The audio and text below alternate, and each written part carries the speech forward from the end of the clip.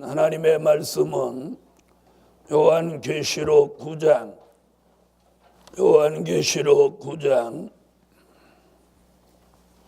1절이 되겠습니다. 다섯째 천사가 나팔을 불매 내가 보니 하늘에서 땅에 떨어진 별 하나가 있는데 저가 무저갱의 열쇠를 받았더라. 요한계시록 제9장 9장 제목은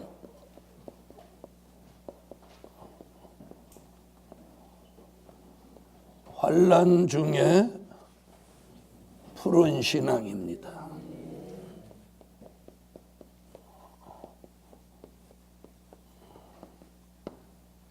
아무리 환난이 일어나도 뜻이 있는 종은 그 신앙이 시들지도 않고 병들지도 않는다. 그리고 항상 푸른 신앙, 상록수의 신앙을 가진다는 겁니다. 자, 계시록 9장 1절에서 다섯째 나팔을 붑니다.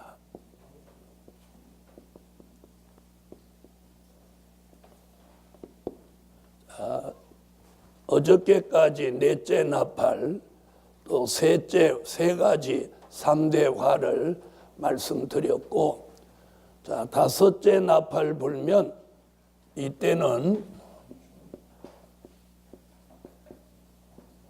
종들의 시련기라고 합니다. 뭐라고요? 종들의 시련기. 다섯째 나팔 불면 종들의 시련기. 자, 첫째 나팔은 사회주의 민족적 혁명기. 둘째 나팔은 사회 혼란기. 셋째 나팔은 교회 혼란기. 넷째 나팔은 악의 발전기. 다섯째 나팔은 종들의 시련기. 그러니까 다섯째 나팔 불면 하나님의 말씀대로 뜻대로 살려고 하는 종들에게는 참 힘든 시기다. 그래서 무슨 시기? 시련기입니다. 시련기. 그래서 바르게 살려고 하는 종들에게는 더 힘든 시기가 바로 이때입니다. 자, 이때에 하늘에서 땅에 떨어진 별이 나옵니다. 땅에 떨어진 별.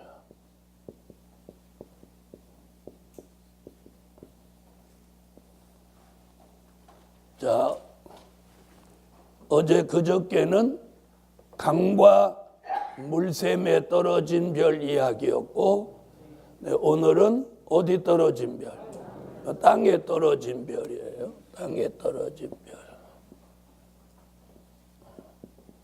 자, 그럼 이 땅에 떨어진 별은 이 땅에 떨어진 별이 되는 동기가 어디서부터 된 거냐?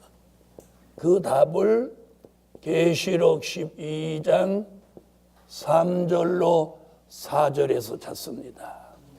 자, 계시록 12장 3절로 4절.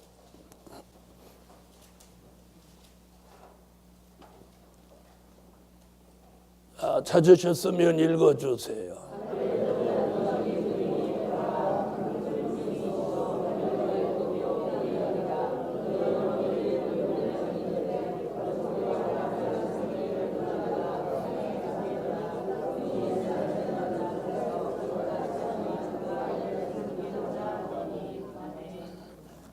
자, 어떻게 떨어지죠?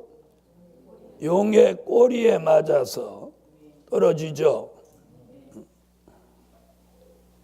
자, 그 꼬리가 하늘별 3분의 1을 끌어다가 땅에 던진다.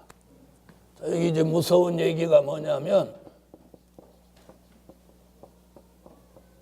자, 용의 꼬리에 맞아서 떨어진 별이 나오는데, 그 용의 정체는 계시록 12장 7절로 9절을 보면 이 용은 옛 뱀이요, 마귀요, 사단입니다. 자, 그렇다면 용의 꼬리에 맞는다고 하는 것은 사단의 역사에 침해를 받아서 떨어진다. 그러니까 하나님의 종이 마귀 역사에 맞아서 떨어진다. 이런 얘기예요. 그러니까 굉장히 심각한 거죠. 그럼 하나님의 종이 마귀 역사를 어떻게 해야 돼요? 물리쳐야 되는데 마귀 역사에 맞아가지고 도리어 떨어지는 이런 사태가 벌어진다는 거예요. 계시록 12장 7절로 9절.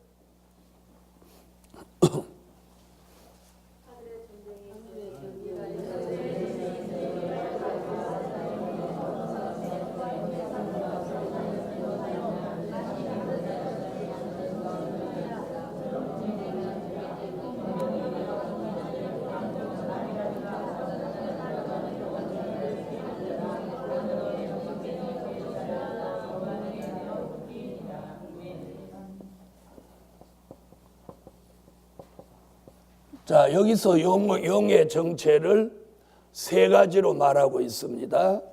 무엇다? 옛 뱀이다, 마귀다, 사단이다. 아멘. 자, 옛 뱀이라는 말은 창세기 3장 1절로 6절에 하와를 꿰어서 선악과를 따먹게 했던 그 뱀을 말하는 거고, 여기서 마귀라고 하는 것은 마태복음 4장 1절로 11절에 예수님을 3번이나 시험했던 그 마귀를 말하는 거고, 사단은 욥기서 1장 6절로 12절에 욥의 가정을 풍지박산내게 했던 그 세력으로 보는 것입니다. 자, 이것이 우리 시대에 와서는 요한계시록에서 뭐가 돼가지고 용이 됐다는 거예요. 용이 돼가지고, 자, 이제 누구를 떨어뜨리려고? 하나님의 종들을 떨어뜨리는데 얼마나 떨어뜨리냐? 이렇게 말했어요. 하늘 별 3분의 1이 떨어진다. 심각하죠? 심각합니다. 그러니까 주의 종들 3명 중에 1명이 떨어진다는 얘기예요. 떨어진다. 자, 그러면 이 마귀 역사가 하나님의 종들을 떨어뜨리려고 아주 작심하고 덤빈다는 거예요. 그래서 베드로는 뭐라고 예언을 했어요? 마귀가 우는 사자같이 삼킬 자를 찾고 할 수만 있으면 누구라도 택한 자라도 넘어뜨리려고 한다. 그 말씀이 오늘 계시록에 와서 하나님의 종들을 용의 꼬리로 떨어뜨리게 하는 이런 결정적 역사가 일어난다는 거예요. 그래서 얼마나 떨어져? 3분의 1. 결국 3분의 1 떨어진 별들은 결국은 아무리 몸부림을 쳐도 떨어진 것을 다시 붙일 수는 없어요. 그렇죠? 붙일 수는 없어요. 자, 그렇다면 이 떨어진 별 3분의 1은 자기가 떨어졌다는 것을 발표하거나 시인할까요? 안 할까요? 절대 안 하죠. 절대 안 합니다. 그래서 오늘 굉장히 심각한 일들이 5째 나팔 불면서 일어나는 거예요. 그래서 오늘 5째 나팔 불고 무엇의 시련이? 종들의 시련이 오는 거예요. 자, 그러면 어떻게 해야 돼요? 떨어지지 않으려면 몸부림을 쳐야죠. 떨어지지 않으려면. 그래서 떨어지지 않으려면 기도해야 되고, 떨어지지 않으려면 말씀을 잡아야 돼요. 자, 그렇다면 자, 이 떨어진다고 하는 하늘별 3분의 1은 이 땅에 떨어지는 별 3분의 1은 이런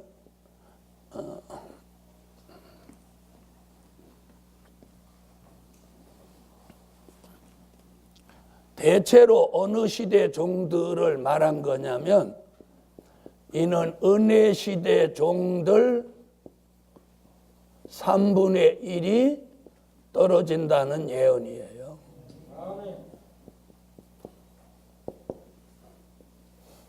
어느 시대 종들이 떨어지는 게 아니고 환란 시대 종들이 떨어지는 게 아니에요. 그럼 좀 들으면 기분이 좀 찝찝하고 안 좋고 또 그런 말하는 저를 뭐 힐난할지를 모르지만 계시록 12장에 나타난 진리가 그래요. 그 이유는 뭐냐면 자 보세요. 환란 시대 종들은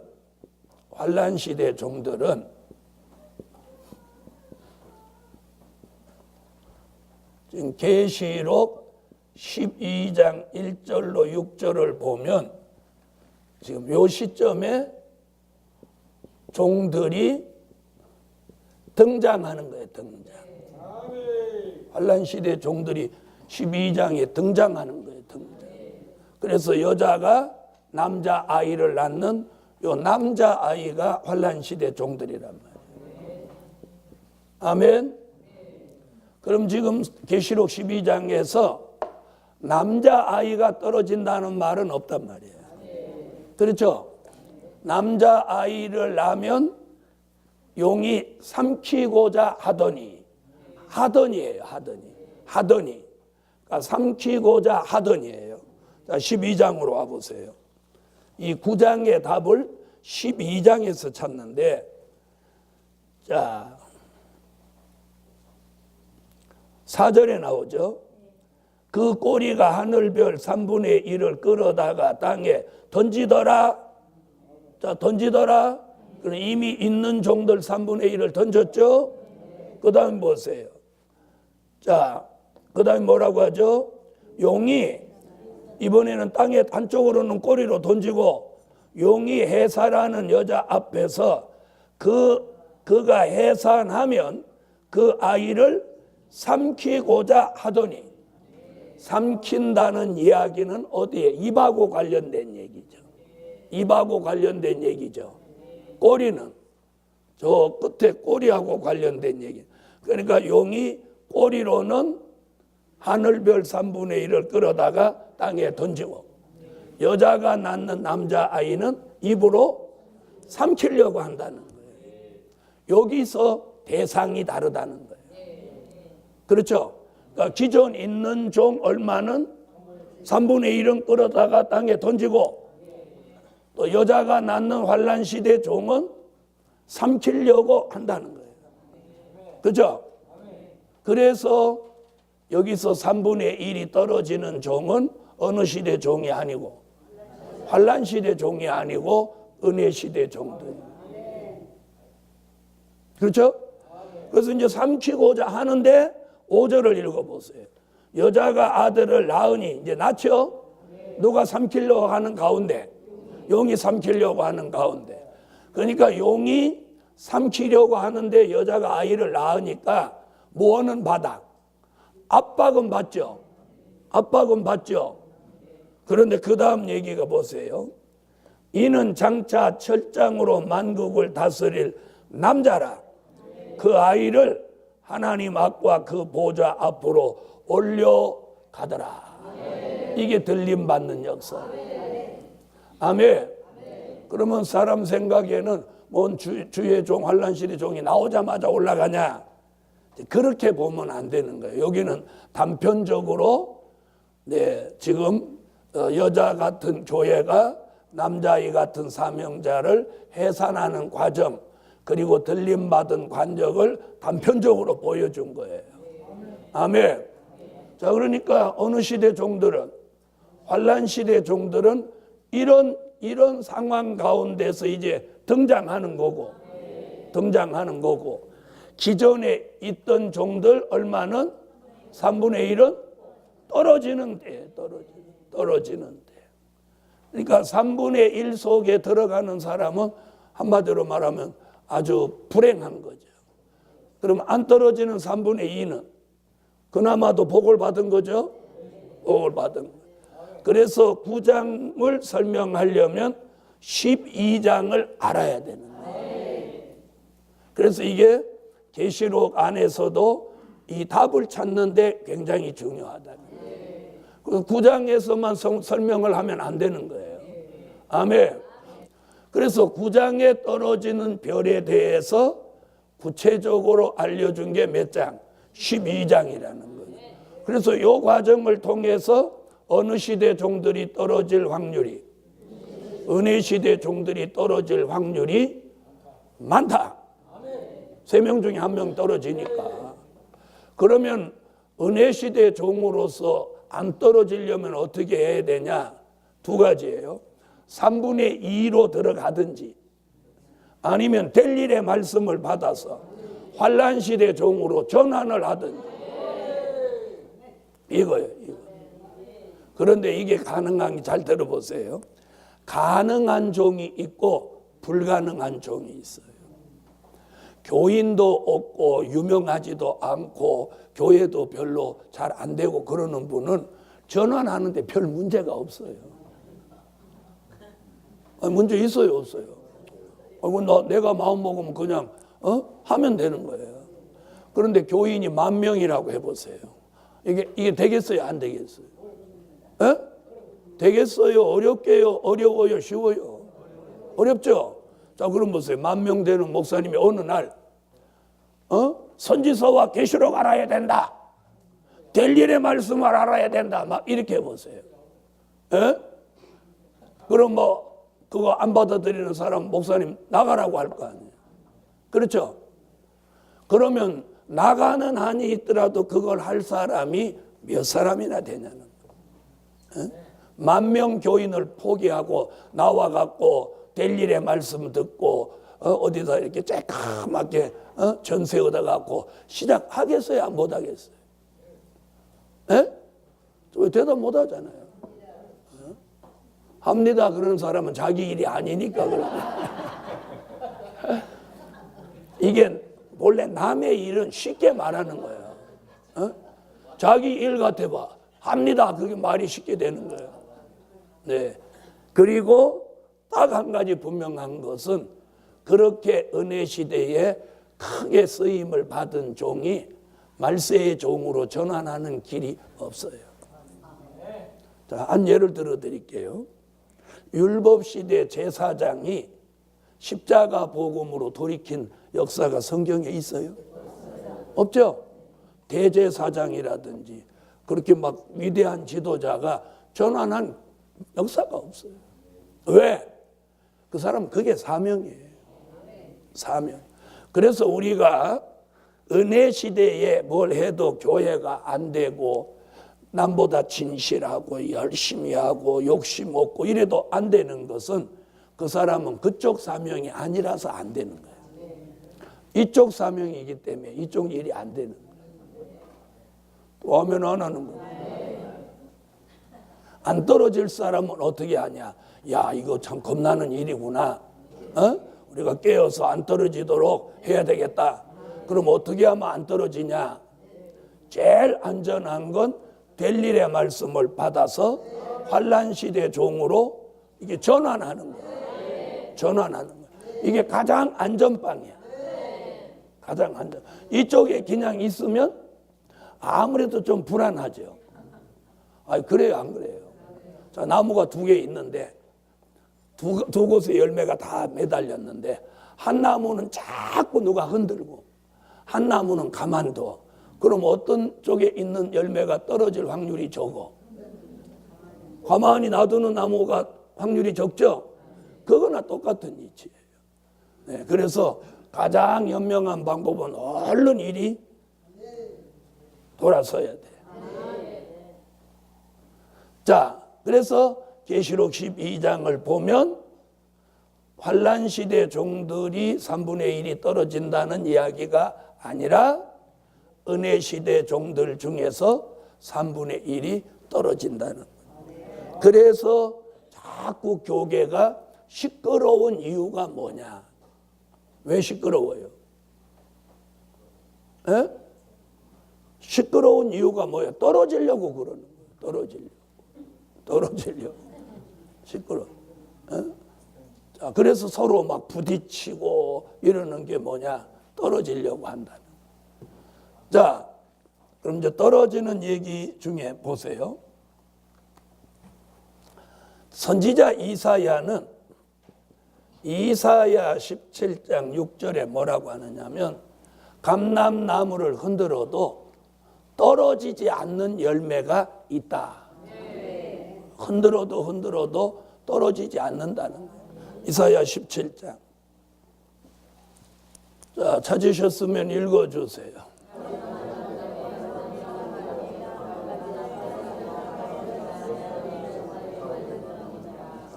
아멘. 자, 아모스 9장 9절. 아모스 9장 9절 읽으세요.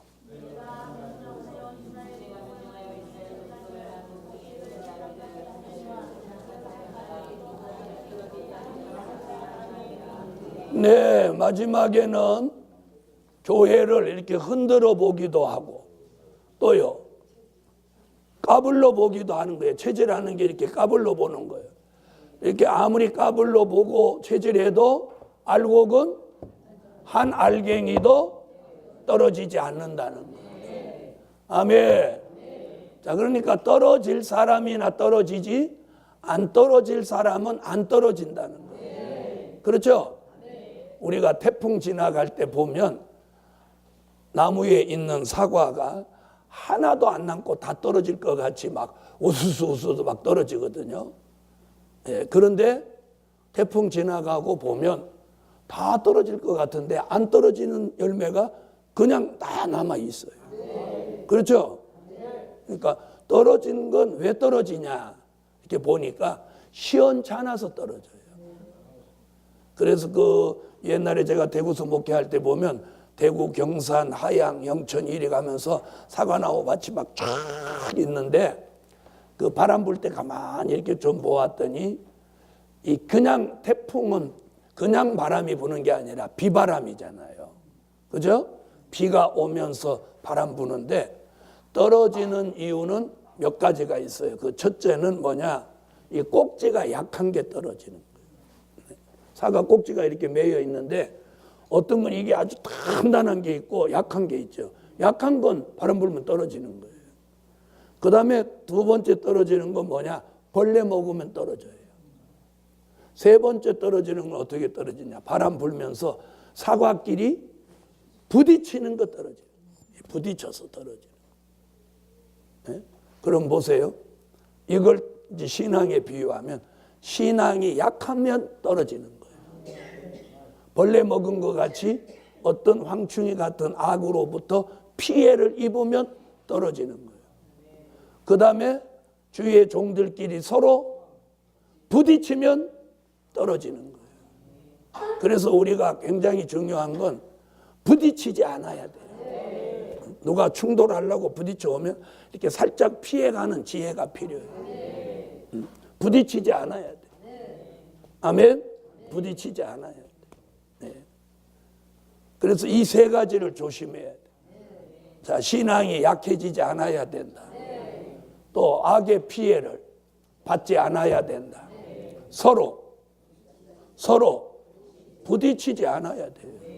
부딪혀서 이겨봤자 결국 자기도 피해를 입고 낙과가 되는 거예요. 그래서 안 부딪혀야 돼. 안 부딪혀.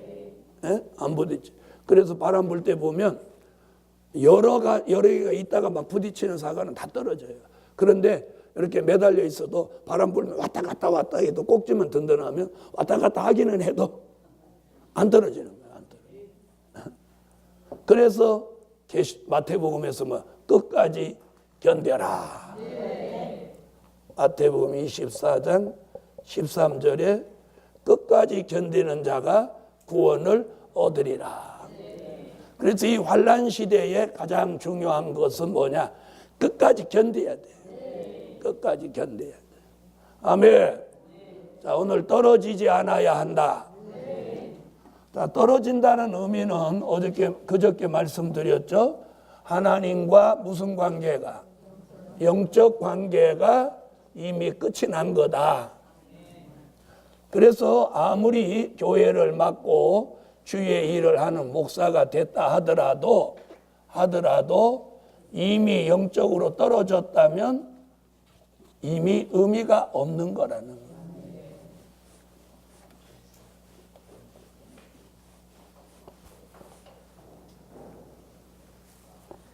자, 이제 9장으로 오세요.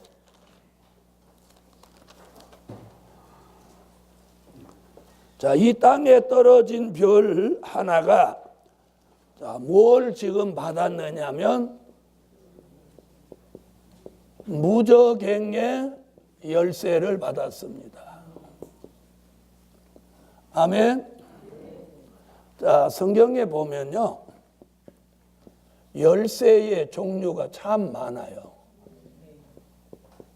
열쇠의 종류. 열쇠의 종류. 자, 한번 볼게요. 우선 천국 열쇠가 있어요. 마태복음 16장 18절로 19절에 천국 열쇠. 또 무슨 열쇠 있어요? 다윗의 열쇠 있어요.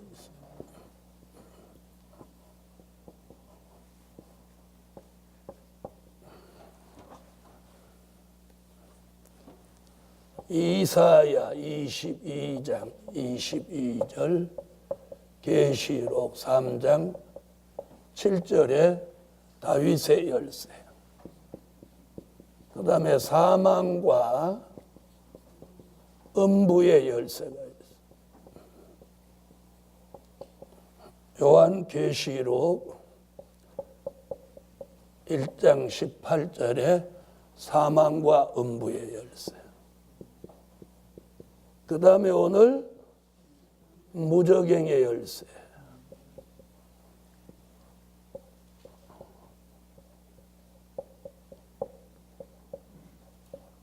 계시록 20장 1절로 3절. 자, 이런 열쇠들이 있습니다. 아멘. 자, 천국 열쇠도 있고 다윗의 열쇠도 있고. 자, 이 무저갱의 열쇠는요, 무저갱의 열쇠는 계시록 9장 1절에서는 땅에 떨어진 별에게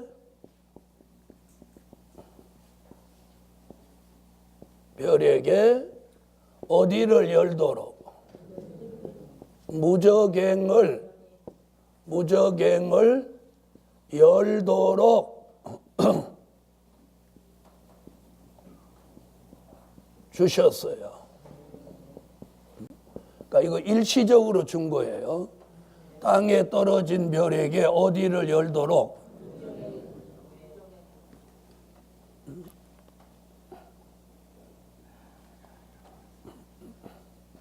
무저갱을 열도록.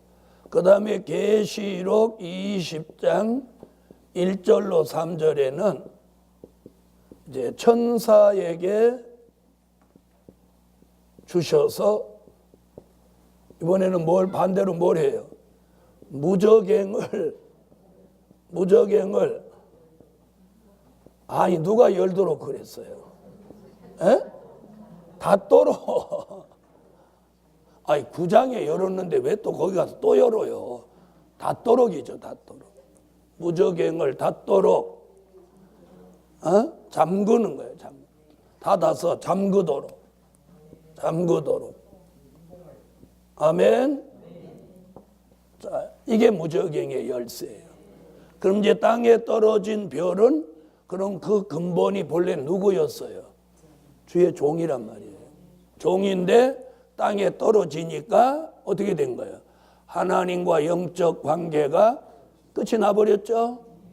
잘 들어보세요.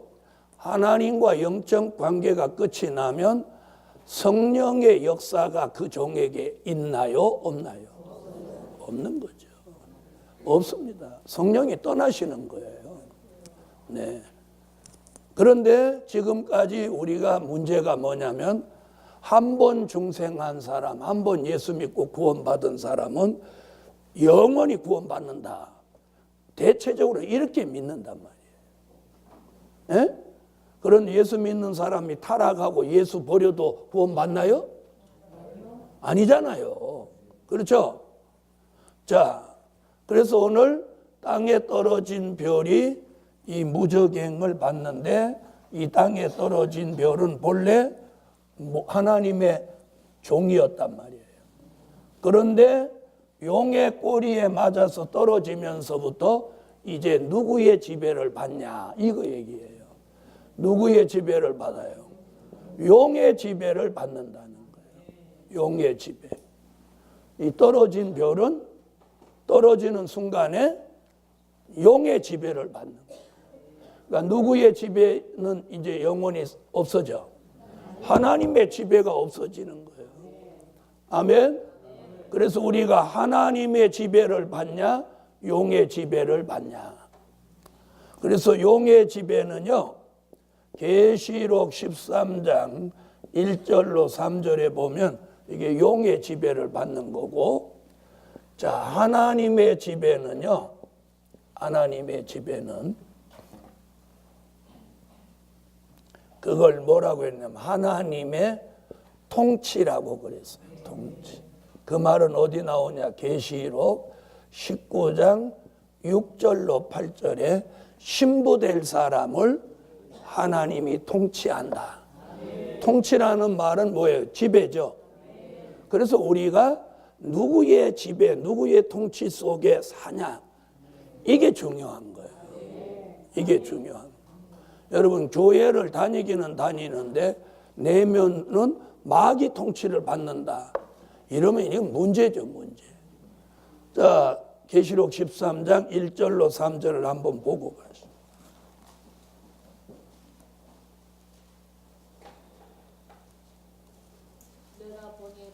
다 같이 읽으세요. 시작.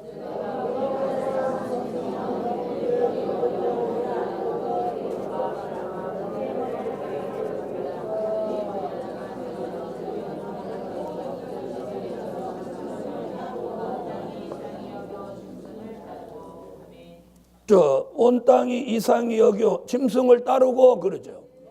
이게 용과 짐승의 지배를 받는다는 뜻이에요. 자, 그럼 이제 19장으로 와보세요. 19장. 시록 19장 6절로 8절.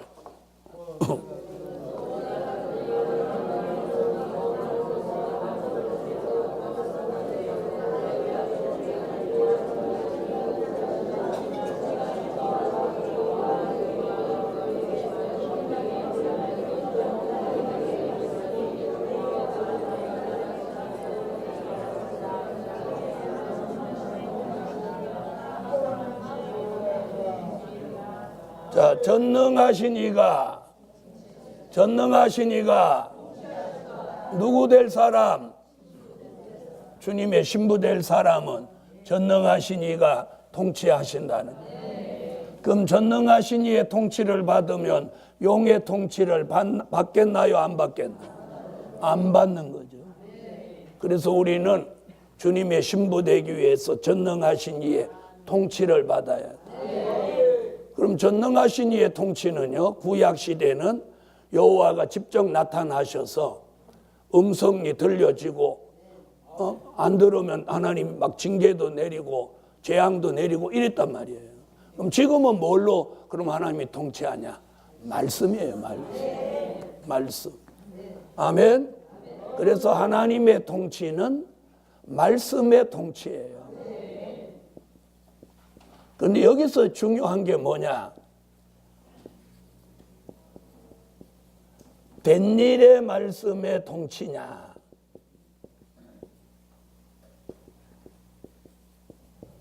다시 말하면 된 일의 말씀의 통치도 있고 될 일의 말씀의 통치도 있어요. 그럼 잘 들어보세요. 내가 된 일의 말씀을 될 일의 말씀보다 더 중요하게 여기고 따르면 그 사람은 된 일의 말씀의 통치를 받는 사람이에요. 된 일의 말씀보다 될 일의 말씀을 더 중요하게 여기고 따르면 될 일의 말씀의 통치를 받는 거예요. 자, 그 말은 된 일의 말씀이 중요하지 않다는 얘기가 아니고 이 시대가 이 말씀을 필요로 하는 시대다. 이렇게 그래서 오해가 생기면 안 돼요. 이렇게 얘기하면 그럼 된 일의 말씀은 중요하지 않다는 말이지. 이렇게 이렇게 꼬다리를 잡으려고 덤비는 사람들이 있어요. 에? 그것은 본래 그 사람 생김이 빼딱해서 그런 거예요. 에? 중요한 건 지금 그 얘기가 아니잖아요. 이건 지난 2000년 동안 이걸로 통치해 왔어요. 그래서 된 일의 말씀으로 통치하는 시대를 우리는 은혜 시대라고 하고, 아멘. 그 시대에 통치를, 된 일의 말씀의 통치를 받는 종을 은혜 시대 종이라고 하는 거죠. 맞죠? 그 다음에 될 일의 말씀의 통치를 받는 시대를 환난 시대라고 하고, 환난 시대, 될 일의 말씀의 통치를 받는 종을 환난 시대 종이라고 한다. 아멘. 그럼 우리 시대가 어느 시대예요? 환난 시대라면 우리는 될 일의 말씀의 통치 속에서 살아야 한다. 그러면 된 일의 말씀은 버리냐? 아니죠. 기본이에요, 기본. 된 일의 말씀을 내가 믿는 거. 예수의 탄생, 십자가, 부활, 승천, 성령 강림, 초대교회 역사, 이거 믿는 거. 이 기본이에요. 신앙의 기본이에요. 기초. 이건 만고불변의 진리예요. 이것이 바꿔지거나 이것을 버리거나 할 수 있는 게 아니에요. 이게 예수 믿는 기본, 기초예요. 아멘? 그래서 이제 많은 종들이 이제 단편적으로 설교를 듣고, 예를 들어서 이제 뭐 계시록 6장 4대 병마 설교를 들으면, 아이고, 뭐 목사 저건 예수 얘기는 안 하고 맨 말 얘기만 한다. 이러는 거예요. 왜 단편적으로 보니까 그렇죠. 그 다음에 8장 설교를 들은 사람은 아이고 맨 나팔 얘기만 한다요. 7장 설교를 들은 사람 맨 인 얘기만 한다. 이렇게 얘기해요. 예? 그런데 그게 지금 단편적으로 들어서 그런 거예요. 이건 만고불변의 진리. 버릴 수 있는 것도 아니고 변할 수 있는 거 아니에요. 이건 영원히 존재해서 가지고 가는 거예요. 그 위에다가 될 일의 말씀의 통치를 받는 환난 시대 종이 돼야 못하지 않아. 떨어지지 않아. 떨어지지 않아. 아멘. 자, 그래서 이 땅에 떨어진 별이 무슨 열쇠를 받았어? 무저갱의 열쇠를 받아가지고 이제 하는 일이 뭐냐? 여기 보니까 무저갱을 연다. 그래요. 무저갱을 연다. 자, 이게 같은 열쇠라도 좋은 문을 열어야 되는데 이건 나쁜 문을 연 거예요. 무저갱을 열면서 여기서 말씀이 나오고 은혜가 나왔으면 좋은데 연기가 나온다. 무저갱을 여니까 뭐가 나와? 연기가 나옵니다. 이 연기는 시편 74편 1절에 근거하면 이는 하나님의 진노요. 이건 악이요. 또 악한 사상이에요. 그러니까 이 연기를 마시면 안 되는 거예요. 자, 여러분, 옛날에 나무 뗄 때 불이 잘 안 붙어서 연기 나면 그 연기를 마시게 되면 어떻게 돼요? 그 연기가 눈에 들어가면 매웁고 눈물이 나고, 코로 들어가거나 입으로 들어가면 재채기가 나죠. 그렇죠? 그래, 재채기 나고 눈물 나게 한단 말이에요. 자, 그런데 여기서 말하는 연기는 그런 굴뚝에서 나오는, 아궁이에서 나오는 연기가 아니라 이건 영적 흑암인 거예요. 영적 흑암. 영적 흑암. 다시 말하면 영의 사람에게는 이게 독이야, 독. 자, 어저께 그저께는 무슨 얘기했어요? 떨어진 별이 쑥과 쑥물 내는 독을 말했죠. 자, 그래서 쑥과 쑥물도 떨어진 별이 냈고, 이번에 영적 흑암도 떨어진 별이 내는 거예요. 어디로부터 나오니까? 무적행. 자, 시편 74편 1절을 찾으시죠. 예, 찾으셨으면 읽어주세요.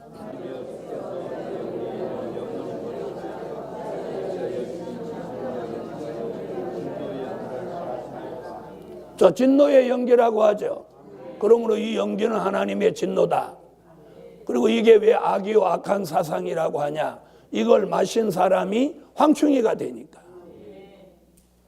다시 말하면 이 연기를 마신 사람이 나오는데 연기 가운데서 황충이가 나온다고 그랬다. 그래서 누구든지 이 연기를 마시면 악해질 수밖에 없다 이 말이에요. 그럼 우리가 이 연기를 마시면 되겠어요, 안 되겠어요? 안 되죠. 악해진단 말이에요. 악해져. 악인이 된다 이 말이에요. 자, 한번 보세요. 자, 우리가 아무리 선한 사람이라도 자신 속에 조금씩 악은 다 있어요, 없어요? 악기도 있고 독기도 있고 혈기도 있고 또 살기도 있고, 그렇죠? 다 조금씩 있단 말이에요. 살기도 있어갖고 누구를 죽이고 싶다 이런 마음이 살기에서 나오는 거잖아요. 그리고 너 어디 한번 두고 보자 이렇게 복수심은 독기에서 나오는 거란 말이에요. 그리고 뭐 모진 말을 팍팍 하는 건 이건 악기에서 나오는 거란 말이에요. 자, 그래서 연기가 올라오는데 이게 영적 흑암. 결국 이걸로 인해서 무슨 시대가 오느냐? 영적 흑암 시대. 영적 흑암 시대. 영적 밤이 온다는 거예요.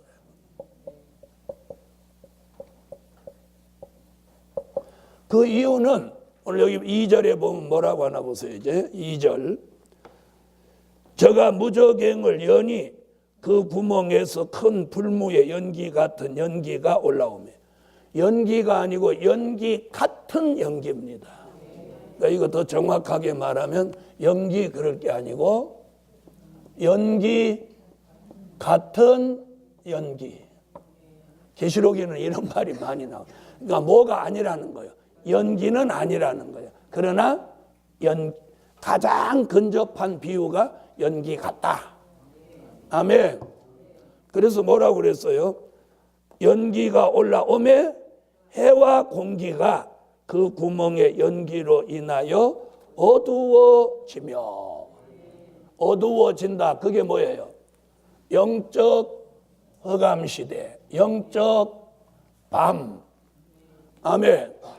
영적 흑암 시대, 영적 밤. 자, 영적 흑암 시대, 영적 밤. 자, 이게 어디로부터 발생한 거예요? 무적행으로부터 올라온 연기 같은 연기 때문이죠. 자, 이걸 이사야 60장 2절, 또 마태복음 25장 6절로 7절.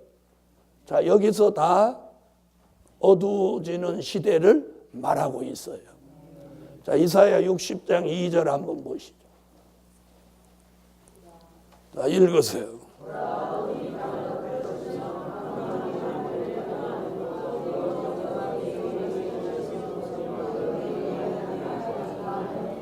자, 거기 뭐라고요? 어두움이 땅을 덮고 캄캄함이 만민을 가리운다.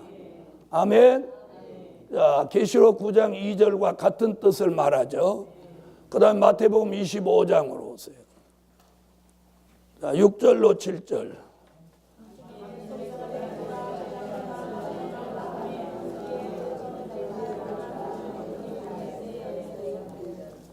자, 뭐라고 하죠? 자, 5절로 6절을 읽어주세요. 5절로 6절.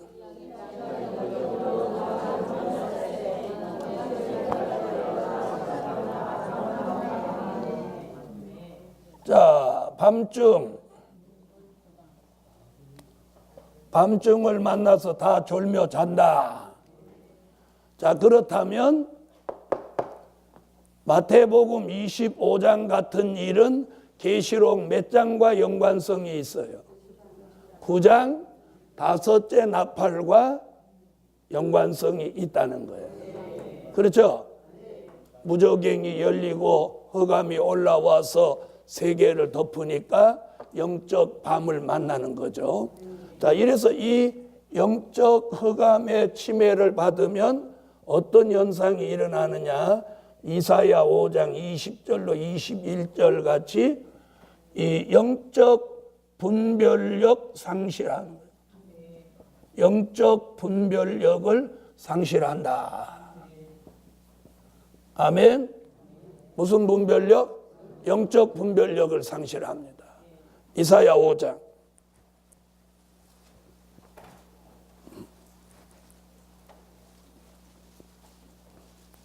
20절로 21절 읽으세요.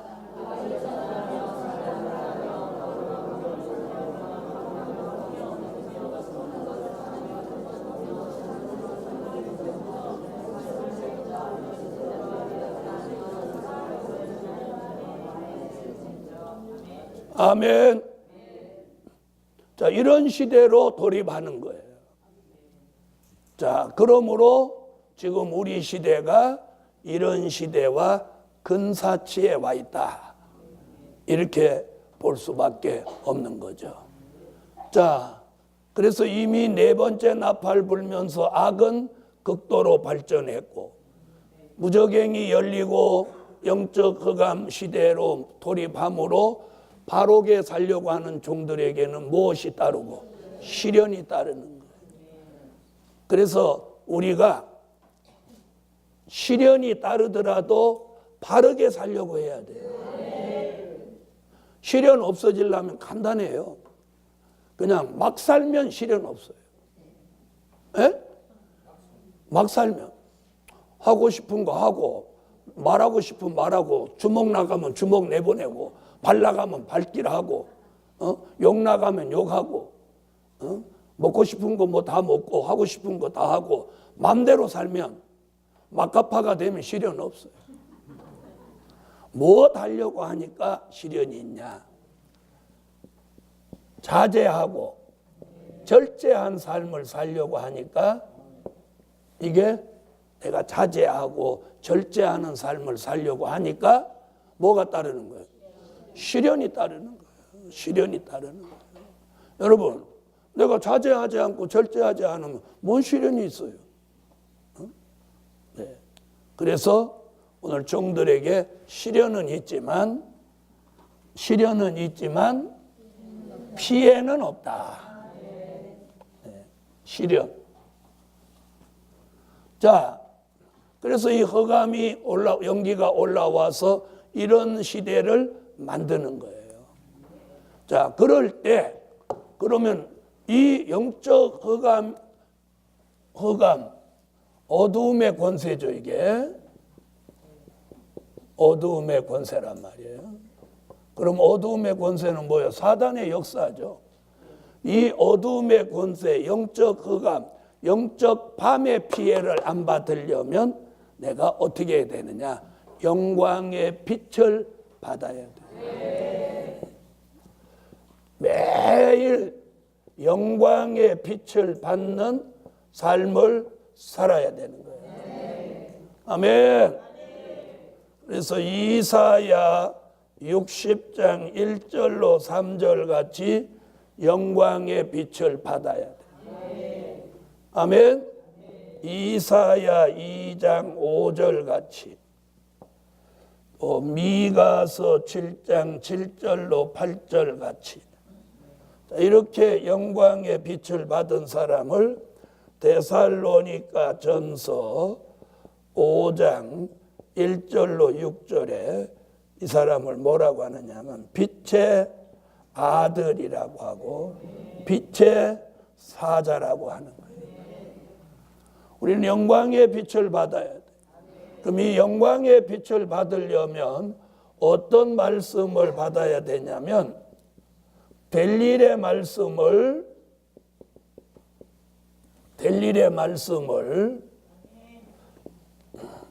들을 때, 믿을 때, 또 전할 때, 영광의 빛은요, 될 일의 말씀과 직접적인 관련이 있어요. 될 일의 말씀을 전하면 영광의 빛이 비추어지는데, 그래서 될 일의 말씀을 들을 때, 될 일의 말씀을 믿을 때, 아멘. 될 일의 말씀을 전할 때 영광의 빛이 비추어져서 영적 흑암이 벗어지고 빛의 아들, 빛의 사자가 되는 거예요. 할렐루야. 자, 이사야 60장 읽어주세요.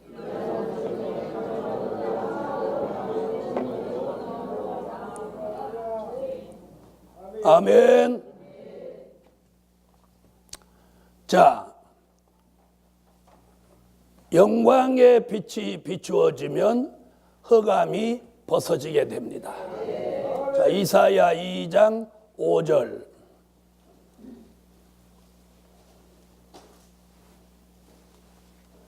이사야 2장 5절.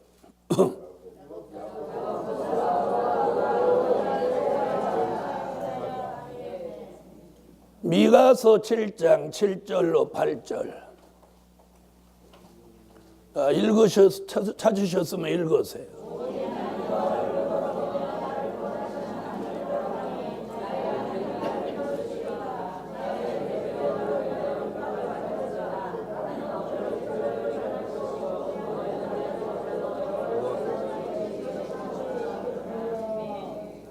아멘.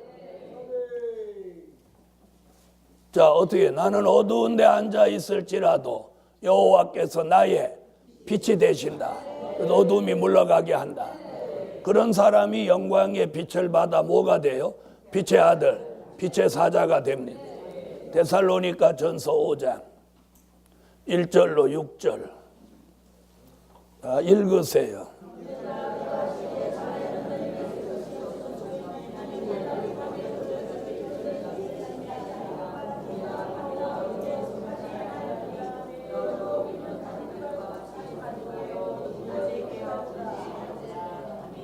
오늘 빛의 아들, 무슨 빛? 영광의 빛. 그래서 이 빛의 아들이 된 사람을 요한계시록에서는 뭐라고 하냐? 요한계시록 10장 1절에 그 얼굴이 해 같다 이랬어요. 뭐 같다? 이 영광의 빛을 받은 빛의 아들을 그 얼굴이 해 같다. 계시록 10장 1절.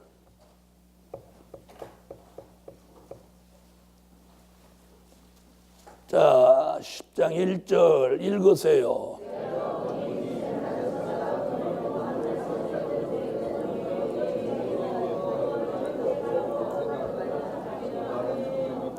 그 얼굴은 해 같고, 자, 옆에 분 한번 봐요. 얼굴이 해 같은가?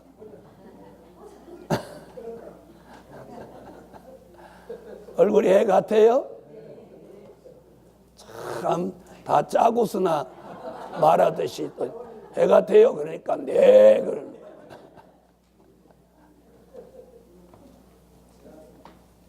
자, 오늘 이렇게 한편으로 땅에 떨어진 별이 무저갱을 열어서 무저갱으로부터 연기가 올라와서 영적 밤을 만들어도 하나님의 장중에 붙들린 별이 나와서 무슨 빛을 바람으로, 네, 그래서 될 일의 말씀을 전하는 종이 계시록 1장 20절 같이 무슨 별로 나오냐? 붙들린 별로 나오는 거예요.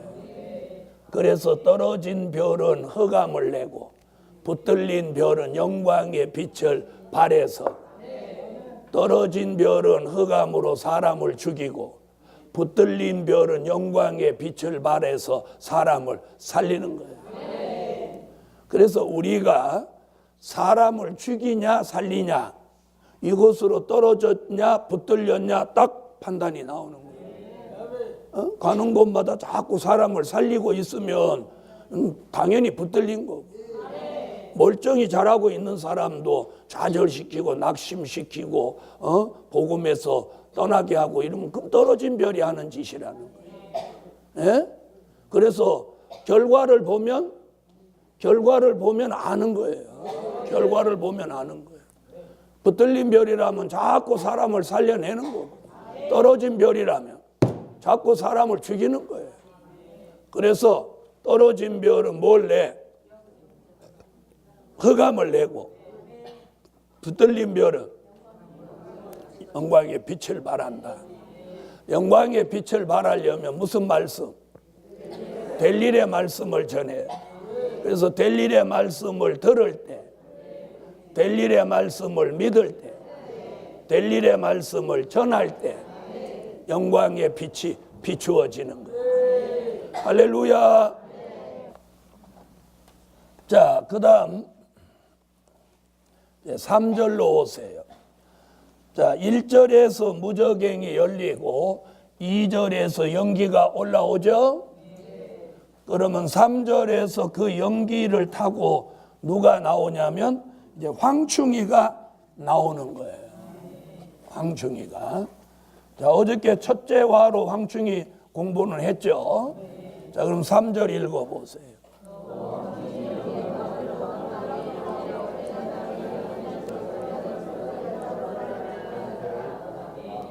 자, 여기 보면 뭐라고 하느냐면, 자, 연기 가운데 이렇게 합니다. 연기 가운데 누가 나와?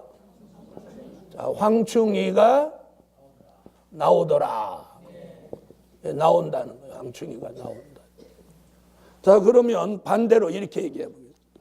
연기가 없으면 황충이가 나오나요? 안 나오나요? 못 나오죠? 바로 이거예요. 그럼 영광의 빛이 비추어지는 곳에는 황충이가 역사해요, 못해요? 못하는 거예요. 바로 이거예요. 그래서 우리가 무슨 운동을 빨리 해야 돼? 될 일의 말씀을 전하는 이 운동을 자꾸 많이 해야 돼. 그래야 연기 흑암이 물러가고 황충이의 역사가 줄어드는 거예요. 줄어드는 거예요. 네. 그러면 자, 지금 잘 들으세요. 자, 우리가 9장 떨어진 별 얘기하느라고 어디를 갔다 왔어요? 12장을 다녀왔죠. 그러면 땅에 떨어진 별이 나오게 하고 무저갱이 열리게 하고 연기가 나오게 하는 일의 가장 핵심 주범이 누구예요? 용이란 말이에요. 그럼 용의 입장에서 보면 영광의 빛을 발하는 종이 많이 나오면 자기 일이 안 되겠죠? 안 되겠죠? 그렇죠? 그러면 영광의 빛을 발하는 종이 영광의 빛을 발하지 못하도록 이 용이 역사하겠어요? 안 하겠어요? 역사한다는 거예요. 무슨 말인지 아시겠어요? 그래서 아까 영광의 빛을 발하는 종이 누구냐? 남자아이예요. 12장으로 볼 때는. 그렇죠? 그 남자아이를 잡아먹으려고 한다는 거예요. 왜 우리가 어떤 사람하고 입씨름 하는데 막 악을 쓰고 막 입에 볶음을 먹고 덤비면 뭐라고 해요? 아이고 야 잡아먹을 듯이 덤빈다 이러죠. 아니 그런 말 써요 안 써요? 잘하면 야 잡아먹겠다. 그러죠? 지금 용이 그러는 거예요. 왜? 이 종이 많이 나오면 나올수록 용의 일이 안 되는 거예요. 안 되는 거죠. 연기가 암만 나와도 영광의 빛을 발하는 종이 많이 나오면 연기가 나오나 마나란 말이에요. 그렇죠? 그러니까 이 용이 이 종을 어떻게 하든지 핍박을 하는 거예요. 그러나 12장 5절에 보면 하나님이 그 종을 지키는 거예요. 그리고 하나님이 이 종이 쓰러지면 안 되잖아요. 이 종을 하나님 지키는 거예요. 그래서 기름도 부어주고 신도 부어주고 병이 있으면 치료도 하고 피곤해 있으면 새 힘도 주고 지쳐 있으면 소망도 주고 할렐루야. 그래서 하나님이 다 돈이 없어서 그러면 물질도 주고 뭘 못 먹어서 빌빌 그러면 누구 시켜서 잘 먹이기도 하고 임원성에 마침 내려가면 누가 또 막 밥을 거창하게 하면 살지 몰라. 그러고다가 야 하나님이 잘 먹인다고 지금 역사하시는구나. 할렐루야. 하나님이 다양하게 역사하셔요. 그래서 황충이 나옵니다. 아멘. 그래서 이 다섯째 나팔 불고 종들의 시련은 무엇 때문에 오느냐면 두 가지 때문에 오는 거예요. 시련이 무엇 때문에 오냐. 그래서 종들의 시련은 하나는 연기로 인하여 오고 하나는 황충이로 인해서 오는 거예요. 아멘. 그러나 연기도 황충이도 이 하나님의 종들에겐 피해가 없다는 거예요. 연기는 이사야 60장 1절로 3절 같이 무슨 빛 비추어 주니? 영광의 빛을 비추어 주니 못 얻고 피해 없고, 황충이는 계시록 9장 4절에 가까이 입맞지 아니한 사람들만 해하라 하시니 인을 쳐서 하나님의 인을 쳐서 피해 없게 하시는 거예요. 그래서 따라하세요. 종들에게 시련은 있어도 계속 그렇게 해요. 시련은 있어도 피해는 없다. 시련은 있어도 피해는 없다. 이게 이번 한 주간 공부 마지막 말씀이에요. 시련은 있어도 피해는 없다. 기도드립니다.